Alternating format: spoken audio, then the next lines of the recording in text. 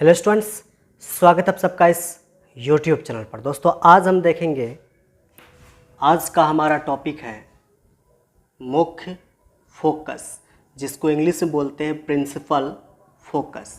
आज हम इसको समझेंगे। इसके पिछले वाले वीडियो में हमने समझा है कि मुख्य अक्ष क्या होता है।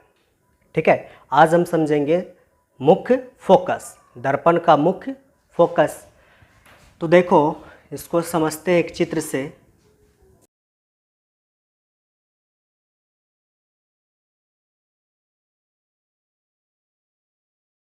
ये है दोस्तों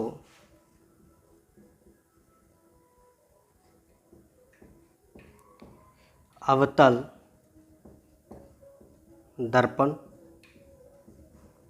ठीक है, अब इस दर्पण में सबसे पहले यहाँ पर क्या होता है, पोल।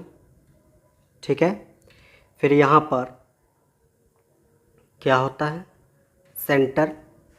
पोल और सेंटर, इन दोनों को मिलाने वाली एक रेखा होती है, जिस रेखा को हम बोलते हैं मुख्य अक्ष या प्रधान अक्ष। ठीक है, इसको हम क्या बोलेंगे, मुख्य अक्ष, जिसको हमने इसके पिछले वाले वीडियो में लेक्चर्स में समझा है। ठीक है, कि पोल और सेंटर को जो रेखा मिलाएगी उसको क्या बोलेंगे, मुख्य अक्ष या प्रधान अक्ष।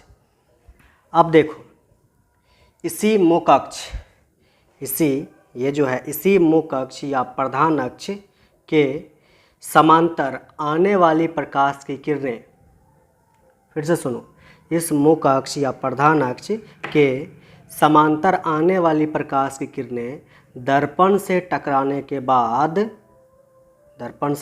के बाद, ठीक है, मुख्य अक्ष को जिस बिंदु पर काटेगी वही बिंदु कहलाएगा मुख्य फोकस। देखिए, ये देखिए मेरे पास क्या मुख्य अक्ष, इसके समांतर एक प्रकाश की किरण खींचो। समांतर कैसा जाएगा, इसके समांतर हम कैसे लेंगे, बिल्कुल इसी के जैसा ऊपर, इस तरह से। ये देखिए समांतर किरण है। ये समांतर किसका समांतर है, इसका समांतर है। ये क्या है, प्रकाश बोल सकते हो या प्रकाश की किरण, केवल एक ठो है, इसलिए इसको बोलेंगे हम प्रकाश की किरण। अब देखो, ये प्रकाश की किरण दर्पण से यहाँ पे टकराने के बाद क्या होगा, इसका परावर्तन मतलब क्या होना, मुड़ जाना। टकरा करके किसी चीज़ से, किसी दर्पण से या किसी वस्तु से मुड़ जाना, इसी को क्या कहते हैं हम लोग, परावर्तन।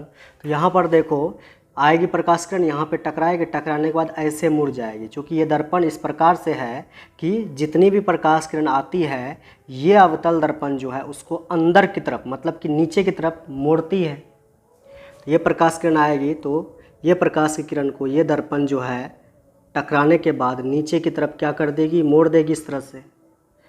अब ये प्रकाश किरण टकराने के बाद ऐसे जो मुड़ेगी, तो देखो ये जो प्रकाश किरण है किसकी ओर जा रही है, किधर जा रही है प्रकाश किरण, देखो ये मुख्य अक्ष की तरफ जा रही है। देखो ये मुख्य अक्ष की तरफ आ रही है, यह है मुख्य अक्ष, इसी की तरफ ये प्रकाश किरण आ रही है। तो प्रकाश किरण चलते चलते देखो, यहाँ पर चलते चलते ये जो है मुख्य अक्ष, ये जो था मुख्य अक्ष, इसको क्या कर दिया, यहाँ पर देखो काट दिया। ये जो था मुख्य अक्ष, ये प्रकाश की किरण नीचे आते आते इस मुख्य अक्ष को इस बिंदु पर क्या कर दिया, काट दिया। तो यही बिंदु कहलाएगा दोस्तों मुख्य फोकस। इसको किससे दिखाएंगे हम, यहाँ पर तो छोटी एफ लिखे हैं, लेकिन इसको दिखाएंगे हम बड़ी एफ से। ये तो था दोस्तों अवतल दर्पण में। अब हम समझते हैं इसको उत्तल दर्पण में।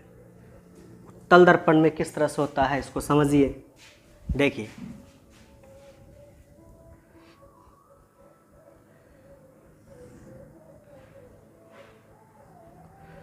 ये है मेरे पास उत्तल दर्पण।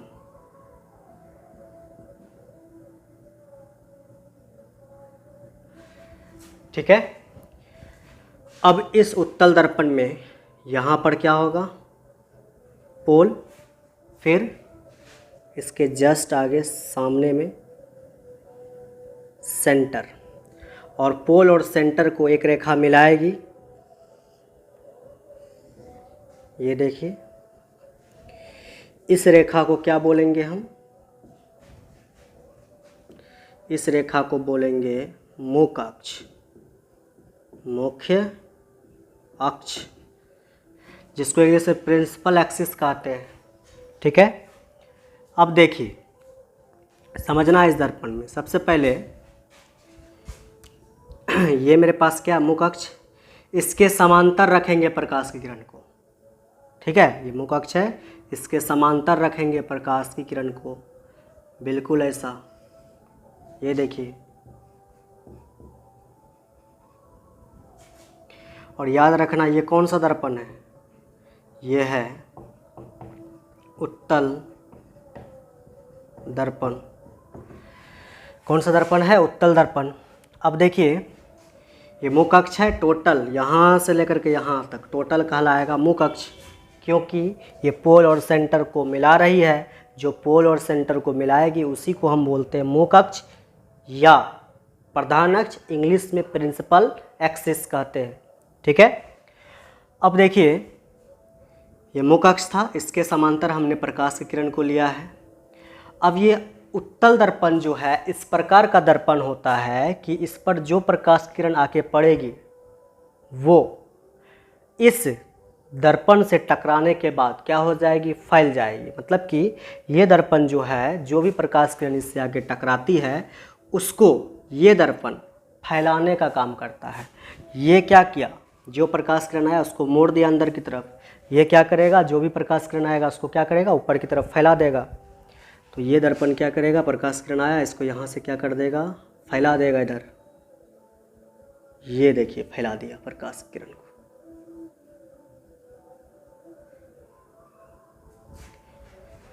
तो मुख्य अक्ष के समांतर आया प्रकाश किरण, ये दर्पण क्या कर दिया? उसको ऊपर की तरफ फैला दिया। अब होगा क्या? ये जो प्रकाश किरण ऊपर की तरफ जा रही है, ठीक है, क्या ये मुख्य अक्ष को कहीं पर काटा है? देख लो, ये प्रकाश किरण आई, दर्पण से टकराई, टकराने के बाद देखो ऊपर की तरफ जा रही है। ये क्या, ये प्रकाश किरण मुख्य अक्ष के समांतर आने के बाद, दर्पण से टकराने के बाद, क्या इस मुख्य अक्ष को कहीं पर काटा है? क्या नहीं काटा है। ये प्रकाश किरण आया, आने के बाद कहाँ जा रही है? टकरा करके देखो ऊपर की तरफ। इस मुख्य अक्ष को नहीं काट रही है। जब तक मुख्य अक्ष को नहीं काटेगा तब तक हमें मुख्य फोकस की प्राप्ति नहीं होगी। मुख्य फोकस तब मिलेगा जब ये मुख्य अक्ष को काटेगा। कौन काटेगा? ये प्रकाश किरण, समांतर आने वाली प्रकाश किरण दर्पण से परावर्तन के बाद जब तक मुख्य अक्ष को नहीं काटेगा तब तक हमें मुख्य फोकस की प्राप्ति नहीं होगी। तो ऐसी कंडीशन में ये जो प्रकाश किरण जा रही है, इसको हम पीछे की तरफ खींचेंगे। जब पीछे की तरफ खींचेंगे तो हम पाते हैं कि ये जो मुख्य अक्ष था इसको यहाँ पर कट किया है। और याद रखना, ये जो प्रकाश किरण है वास्तविक रूप से आगे जा रही है, लेकिन इसको जो पीछे खींचे हैं ये डॉट रूप से, ये है काल्पनिक रूप से, हम कल्पना किए हैं। रियल में प्रकाश किरण किधर जा रही है? आगे, ऊपर। लेकिन हम कल्पना किए हैं कि अगर हम इसको पीछे की तरफ डॉटेड लाइन से खींचे तो हमको पता चलेगा कि ये मुख्य अक्ष को इस बिंदु पर काटा है, और समांतर आने वाली किरणें दर्पण से परावर्तन के बाद मुख्य अक्ष को जिस बिंदु पर काटती है, ये बिंदु, वही बिंदु क्या कहलाती है? बता, मुख्य फोकस। तो यही बिंदु क्या कहलाएगी? मुख्य फोकस। ये था उत्तल में, ये है अवतल में। अब इसका डेफिनेशन लिखते हैं और हम समझते हैं आगे। चलिए इसका हम परिभाषा को समझते हैं। देखिए, इसका परिभाषा है मुख्य अक्ष के समांतर आने वाली प्रकाश की किरण। ठीक है, ये देखिए मुख्य अक्ष है, मुख्य अक्ष के समांतर आने वाली प्रकाश की किरण, ठीक है, दर्पण से, इस दर्पण से परावर्तन, परावर्तन मतलब यहाँ पे टकराने के बाद, परावर्तन मतलब क्या, टकराने के बाद, इस बिंदु पर टकरा रही है। परावर्तन के बाद मुख अक्ष को, इस मुख अक्ष को जिस बिंदु पर काटती है, देखो समांतर आने वाली किरणें दर्पण से परावर्तन के बाद टकराने के बाद इस मुख अक्ष को जिस बिंदु पर काटती है, ये बिंदु पर काटती है, किस दर्पण में, अवतल दर्पण में। देखो ये कौन सा दर्पण है, अवतल दर्पण है। तो अवतल दर्पण में समांतर आने वाली किरणें दर्पण से परावर्तन के बाद मुख अक्ष को जिस बिंदु पर काटती है, ठीक है, या काटती हुई प्रतीत होती है, या काटती हुई प्रतीत होती है, किस दर्पण का बात हो रहा है, उत्तल दर्पण में।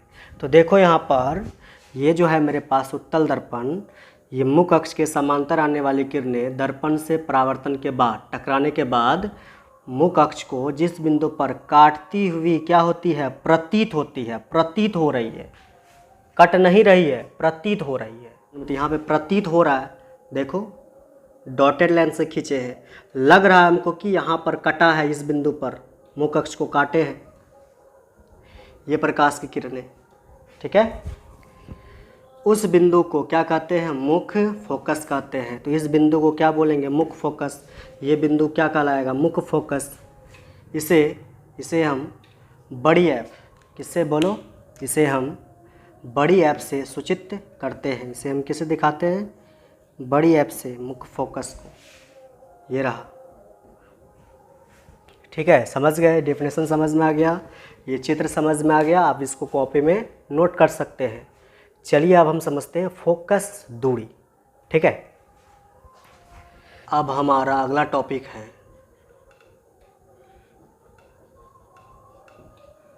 फोकस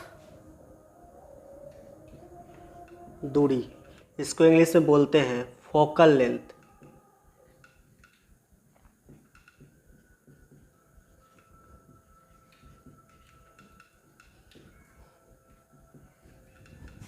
अब ये फोकस दूरी क्या होता है, इसको हम समझते हैं। जैसा कि अभी हमने देखा कि यहाँ पर अवतल दर्पण था, यहाँ पर क्या था, पोल, यहाँ पर क्या था, चलो यहाँ पर क्या था, सेंटर। पोल और सेंटर के बीच में अभी तुरंत हमने किसको निकाला, फोकस को। ये किस दर्पण का बात हो रहा है, ये बात हो रहा है अवतल दर्पण का। तो ये है अवतल दर्पण में। वहीं पर अगर हम बात करें दोस्तों उत्तल दर्पण में, तो वो कुछ इस प्रकार दिखता है उत्तल। ये है उत्तल दर्पण। अब इसमें भी क्या होता है, पोल होता है,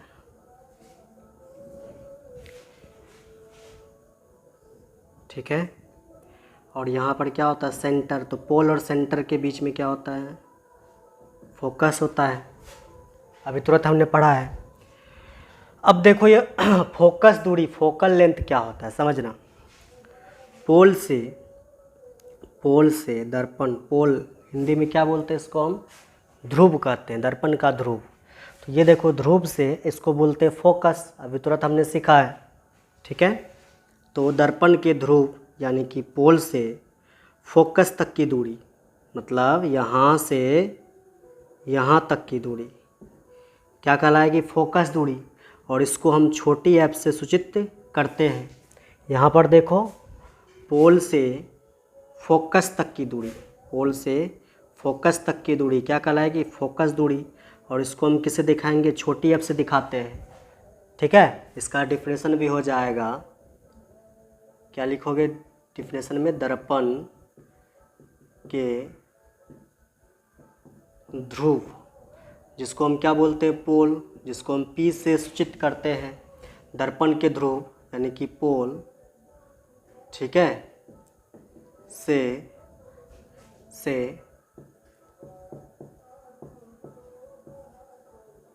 फोकस, ये रहा फोकस, इसको ऐप से दिखाते हैं, फोकस तक की दूरी, फोकस तक की दूरी क्या कहलाएगी? फोकस दूरी कहलाती है। देखो डिफिनेशन है, दर्पण के ध्रुव, ये रहा ध्रुव जिसको P से दिखाते हैं, से दर्पण के फोकस, ये रहा फोकस, इस दर्पण का क्या फोकस है, फोकस तक की दूरी क्या कहलाएगी? फोकस दूरी कहलाती है। ठीक है, इसे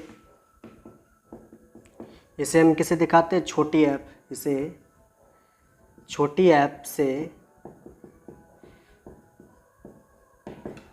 सूचित करते हैं, इसे हम छोटी ऐप से सूचित करते हैं।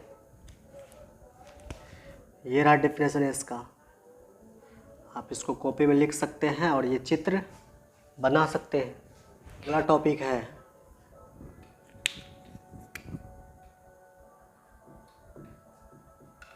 दर्पण का द्वारक किसे कहते हैं। ठीक है, इसका सबसे पहले हम डेफिनेशन लिखते हैं, उसके बाद हम चित्र से समझेंगे। ठीक है, तो देखो दर्पण का द्वारक, इसका डेफिनेशन ये है कि दर्पण का व्यास, दर्पण का क्या व्यास, दर्पण का द्वारक कहलाता है। देखो क्या लिखा है, दर्पण का व्यास दर्पण का द्वारक कहलाता है। जो दर्पण का व्यास होता है वो दर्पण का क्या कहलाता है? द्वारक। कैसे? चित्र से समझो। देखिए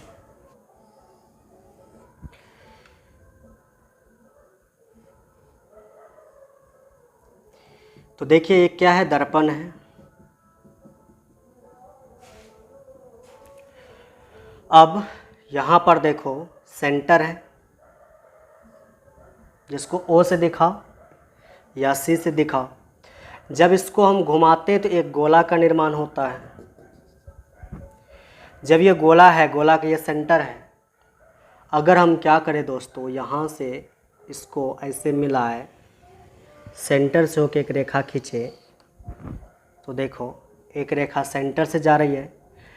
अब जो रेखा सेंटर से होके जाती है हम अच्छी तरह से जानते हैं, वो कहलाता है दोस्तों व्यास। ठीक है, ये क्या कहलाएगी? व्यास।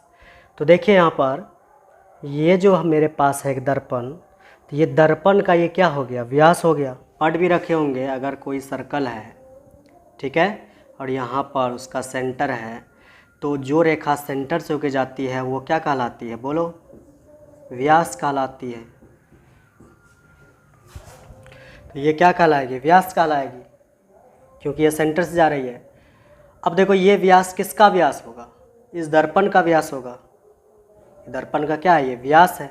तो इस दर्पण के इस व्यास को हम क्या कहते हैं? बोलो, हम कहते हैं दोस्तों, क्या कहते हैं? दर्पण का द्वारक।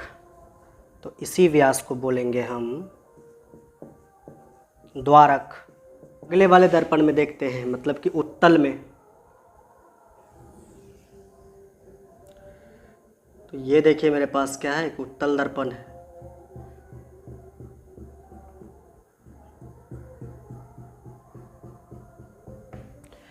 ठीक है, और बीच में यहाँ पर सेंटर मान लेते हैं, क्योंकि इसको भी घुमाएंगे तो एक गोलाकृति लेगा। ठीक है, इसका बीच में यहाँ पर हम क्या मान लेते हैं? सेंटर मान लेते हैं, यहाँ पर सेंटर है। ठीक है, वैसे तो हम ये माप के नहीं ले रहे हैं, हम मान के चल रहे हैं यहाँ पर सेंटर है, जिसको हम C से दिखा रहे हैं। तो जो रेखा दोस्तों सेंटर से होके जाएगी, ठीक है, उस रेखा को हम क्या बोलेंगे? हम बोलते हैं व्यास। तो ये जो व्यास है, किसका व्यास है? इस दर्पण का क्या है? ये व्यास है। तो इस दर्पण के व्यास को, इसको क्या कहते हैं हम? इस दर्पण का द्वारक। तो क्या कहलाएगा ये व्यास? इस दर्पण का क्या कहलाएगा? द्वारक कहलाएगा। ठीक है, समझ में आ गया? ये डिफ्रेशन है, ये दोनों चित्र है। चित्र आपको इतना जो है बड़ा बड़ा नहीं बनाना है, छोटा सा बनाना है। कैसे बताते हैं हम? आपको बिल्कुल इस तरह से खींचना है और यहाँ पर क्या मानना है? सेंटर है सी, और एक रेखा से खींच देना है और इसको क्या बोल देना है? देखो सेंटर से गुजरा है तो ये क्या कहलाएगा? व्यास। और इसी को हम क्या बोलेंगे? दर्पण का द्वारक। ये तो हो गया किसके लिए?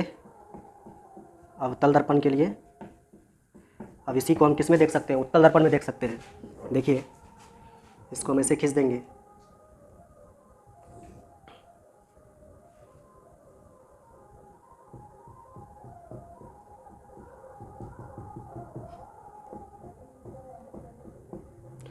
यहाँ पर देखिए एक सेंटर है, इसे दिखाते हैं और ये रेखा इस तरह से गुजरेगा, इसको क्या बोलेंगे? व्यास। और यही व्यास क्या कहलाएगा? द्वारक कहलाएगा। इस तरह से आप बना सकते हैं इसका चित्र। ठीक है, आगे बढ़ते हैं अब हम।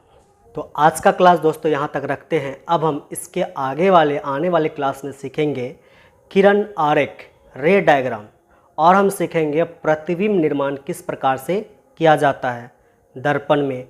चाहे वो अवतल दर्पण रहे चाहे उत्तल दर्पण रहे, दोनों दर्पणों में प्रतिबिंब निर्माण किस प्रकार से किया जाता है उसको हम सीखेंगे इसके नेक्स्ट क्लास में। आपको क्या करना है? यहाँ पर इन सभी चीज़ों को जो है आपको प्रैक्टिस करना है और इन सभी परिभाषाओं को याद रखना है। ठीक है, तब जाके आपको नेक्स्ट क्लास समझ में आएगा, नहीं तो दिक्कत होगा। ठीक है, अगर दोस्तों आपको ये वीडियो पसंद आया हो तो इस वीडियो को लाइक करें, चैनल को सब्सक्राइब करें एवं और दोस्तों में इस वीडियो को शेयर करें। धन्यवाद।